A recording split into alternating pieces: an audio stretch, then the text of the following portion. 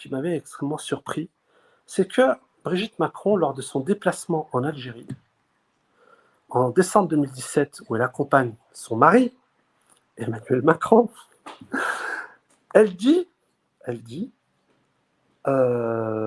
qu'elle avait fait ses études à Alger. Alors, je vais vous donner un scoop que je tiens de sources sûres.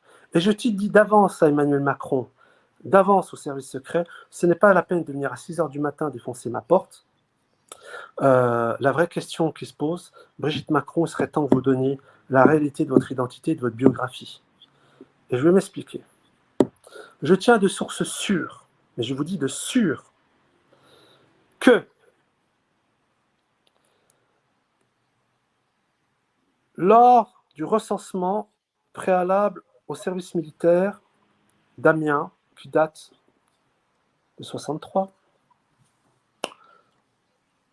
on retrouve qu'en 1963, Jean-Michel Trogneux a vécu au 87 boulevard Camille Saint-Saëns à Alger, où il faisait ses études, qu'il avait 18 ans.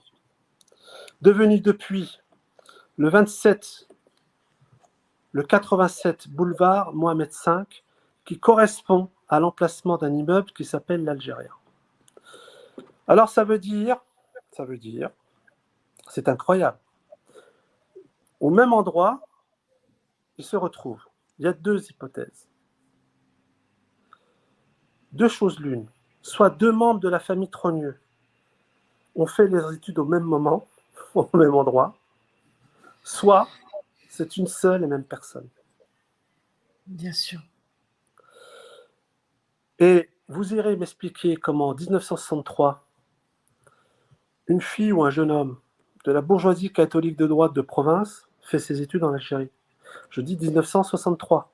Oui. Tout le monde est parti en 62, c'est ce que les gens appelaient communément les pieds rouges, c'est-à-dire ceux qui faisaient du tourisme révolutionnaire. Donc, Jean-Michel Trogneux a vécu en 1963 au 87 boulevard Camille Saint-Saëns, Wow. où il faisait ses études. Brigitte Macron, en décembre 2017, en accompagnant son mari président, déclare qu'elle connaît bien Alger car elle y a fait ses études. Qui est qui?